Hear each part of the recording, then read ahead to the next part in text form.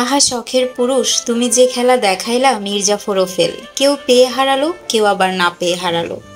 মানুষ বদলাতে কতক্ষণ, মানুষ হারাতেই কতক্ষণ? বিশ্বাস করেন, এই দুটো প্রশ্নের উত্তর আপনি কখনো পাবেন না। কেন জানেন? আপনার সাথে চলতে চলতে হুট করে একটা মানুষ বদলাবে, হারিয়ে যাবে, আপনি বুঝতেও পারবেন না।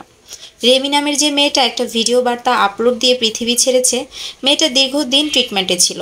তার একটা কথার সারমর্ম ছিল এমন: বিভিন্ন মানসিক ডক্টর দেখিয়ে ওষুধ খেয়ে মন কি ঠিক করা যায়, কিংবা ভালো কি থাকা যায়? যায় না।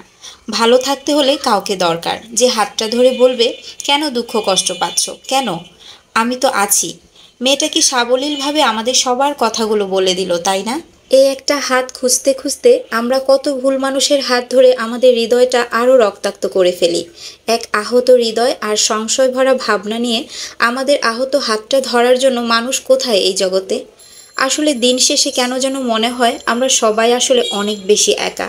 যতই কিছু নিয়ে আমরা ব্যস্ত থাকি কিনা, দিন শেষে মনে হয় আসলে আমাদের মনের মাঝে যে মানুষটা থাকে বা আমাদের যে প্রিয় মানুষগুলো থাকে, তারা যেন কেন আমাদের কখনোই বুঝতে চায় না।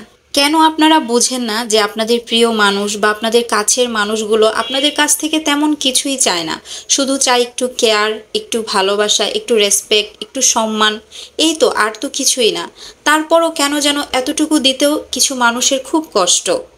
কেন যেন অবহেলাটা আরও বেড়ে যায় যখন প্রিয় মানুষটা বুঝে যায় যে ওই মানুষটা তার প্রতি অনেক বেশি দুর্বল।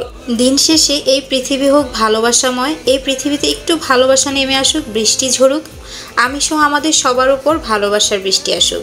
আমরা কেউ রেমির মতন হতে চাই না, আমরা চাই বেঁচে থাকতে ভালোবাসা নিয়ে, ভালোবাসার মানুষের সাথে, এবং প্রিয় মানুষগুলোকে নিয়ে বাঁচতে চাই ভালোভাবে।